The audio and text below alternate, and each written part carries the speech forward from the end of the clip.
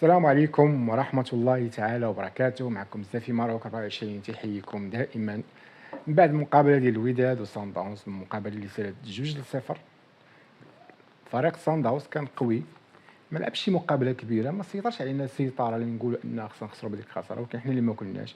الوداد ما كانش في المقابلة، كما شفتوا الاهداف دازوا باخطاء كبيرة ديال اللاعبين، كان سوء ديال التركيز، كانوا بان بدنيا وقفوا، وبان بلاصه ديال يحيى جبران بانت بلاصتو كبيره، لان التيران ميلو تيران ما عندناش نهائيا.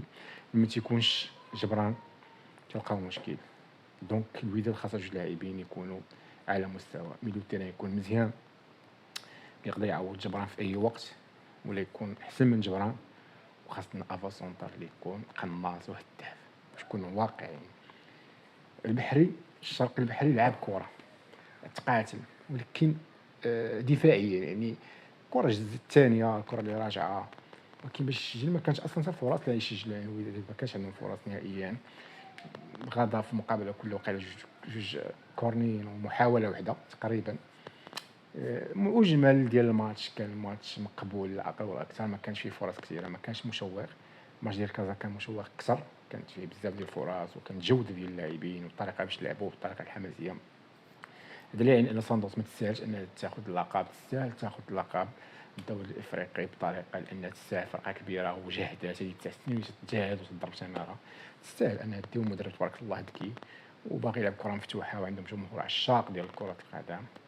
وتنقول لهم تبارك الله عليكم، وتنقول حضرتك بالنسبه للوداد ما نتقلقوش، لان الكره هذه يلا دينا شامبيونز ليغ، وان شاء الله مازال شامبيونز ليغ تنتباروا فيها، وان شاء الله يكون خير. خصنا ناخذوا العبره، وهاد السيوله الماليه اللي غتدخل ربما واحد 3 مليار ونص، لان ما كانتش ننتظر نهائيا. وصلنا للفينال، وصلنا لهاد السيوله، وليسونسي كامل ناخذ ديك السيوله اللي تحطها في بلاصه. خصك لاعبين، جيب لاعبين مزيانين. ها هو انتقالات الشتويه داخله، شوف لاعبين يكونوا رقيقيه وفنانه. افريقيا راه عطاها في الله ميدان، امريكا اللاتينيه كاين في البرازيل لاعبين زوينين كما جايبين هما صن داونز، الثمن ديالهم شويه طالع، ولكن يعطيك واحد الجوده، ويكون عندك تحكم في الفرقه، والخطط ديال المدرب تيبانوا وسط التيران. باش ما نطولش عليكم، نخليكم هذا الملخص، تبارك الله عليكم. ما تنساوناش بواحد جيم بارطاج، وتساعدونا في هذه القناه، بارطاجيو اكثر ونشروا اكثر. السلام عليكم ورحمه الله. واللي قريب من الجماهير ديال ماميلودي سانداونز. لاحظوا هنا القرب ديال الجمهور ديال فريق الوداد من جماهير فريق ماميلودي سانداونز، ولكن تشجيع مستمر متواصل لا يدا جمهور فريق الوداد الرياضي مساندته الكبيره. 12 دقيقه مده زمنيه اضافيه للشوط الاول، 12 دقيقه يضيف الحكم كوقت اضافي في الشوط الاول من عمر هذه المباراه. كره مباشره الى خارج الخط الجانبي الملعب.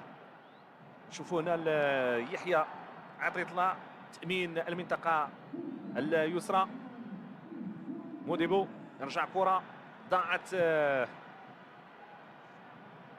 شليلي رجعت من جديد لسان داونز.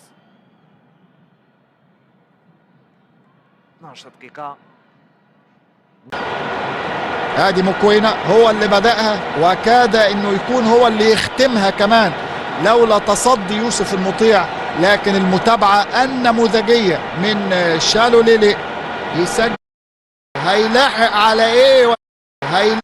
انقذهم مش كل مرة. غلطة تاني وانفراد جديد. مش كل مرة تسلم الجرة، مش كل مرة تسلم الجرة.